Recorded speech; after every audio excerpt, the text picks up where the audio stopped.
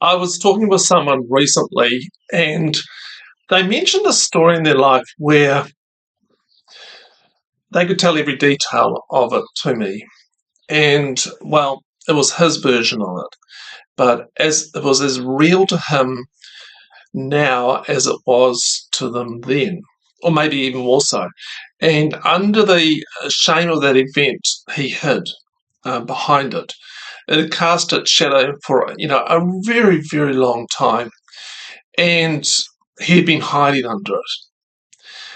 I was thinking of someone else, and she had left basically like it was like a cult-like church. It was another event, and now people shunned her, avoided her.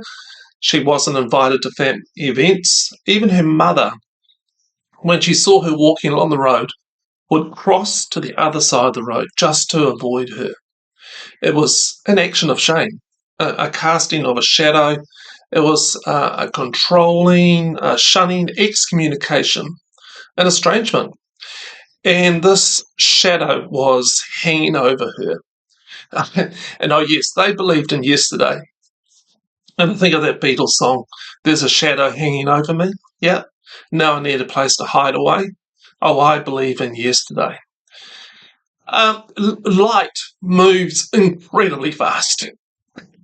The speed of light is like 1.79 billion kilometers an hour. And so when something blocks its travel, a shadow is formed. And few things I found grow well in the shadows. But some adapt and actually prefer a bit of shadowy light. And I've had events happen in my life, and they still cast a shadow over me. They still stop me from experiencing the fullness of light, and I have become quite well adapted to the partial light they offered. But there's still, still not fully dancing yet. And if you've got events like this, I think every one of us does. It's an abuse, it's a trauma, a time when we should have done this, but we chose to do that. Calendar dates that pop up and remind us of a time and event.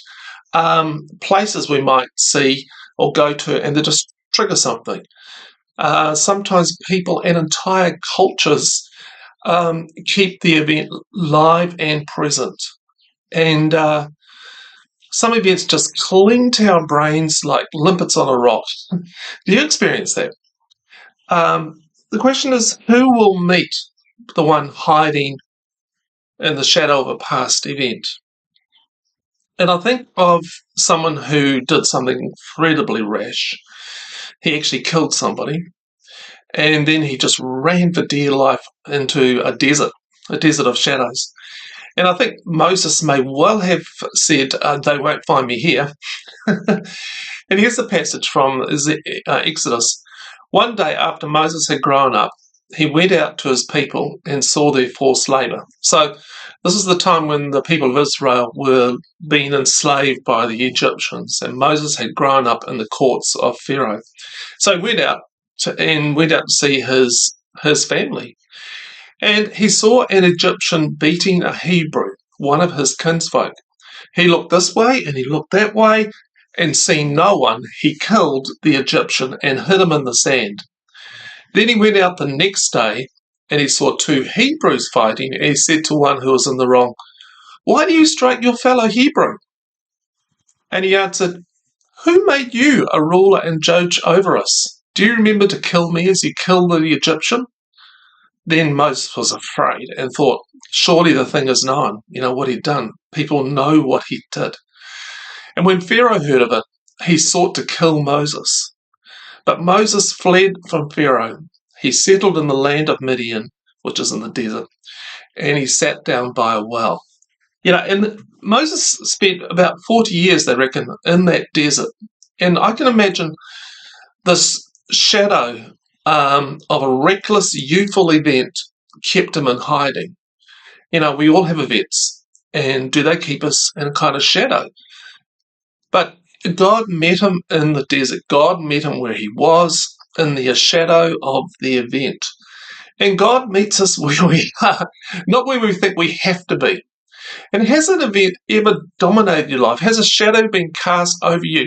Do others keep holding it up to you? I wonder what happened in those 40 years of hiding. Was there a wrestling of the soul? Did Moses ever revisit the event over and over again in his mind? Was he overthinking it? Was he underthinking it? Perhaps there was a reassessment of youthful rash actions that occurred. Perhaps a little bit of truth siphoned into his thinking, an acceptance, a forgiveness, a repentance. Perhaps his father-in-law, a priest, gave him some sort of spiritual direction.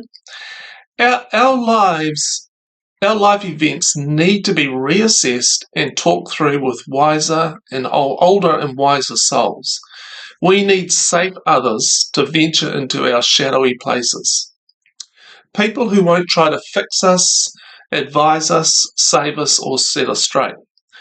And maybe also perhaps the whole situation in Egypt needed to change before he went back there. And we find in the passage that after a long time the king of Egypt did die. And the people of Egypt, the Israelites, groaned and prayed under their slavery. Another person that went into the desert was Saul. And he had been confronted on the road to Damascus. He had gone around killing Christians, persecuting the church. And God met him with light and showed his flawed ways. And he went off to the desert to reassess his events of his life and the shadow that formed around them. And after 3 years there, a new man emerged from the desert with a new name, Paul. And you know how Paul has written so much content and good things for us to feed on. So deserts aren't bad places, but you need to be found there with someone that can actually help you. You know, and sometimes those old events take time to slough off, just to drop away. And I'm also encouraged that if God can use reformed murderers, and that's what they were, such as Moses and Paul, God can use me and he can use you. Here's a poem that I've written. It's called Meet Me in the Shadows. Meet me in the shadows. Meet me in that place. Meet me in the dark corner, but don't look at my face. For if you do, you might turn away. You'll see the ugly covered in disgrace. Meet with a flickering candle, just enough for this day. Meet me with silence, slow dance sway. I want to know a few words, comfort for the pain. Let me shed a few tears, your hands in mine. Speak to me the truth. Child needs wisdomed love, needs old wisdom love. Quietly lift my chin, gentle floating dove. I've been hiding there, alone in my dark. I want to soak in something else, make a fresh start. Lift me up with soulful music, bring me into thine. Help me leave that place, your face, love, to shine. I hope you found this helpful, because I think a lot of us live in shadows, consciously, unconsciously. And perhaps you need to find some old wisdom, love, to actually reassess the events and to see them slough off in your life. Okay, until next time, God be with you. Peace, grace, peace, and love to you. Bye.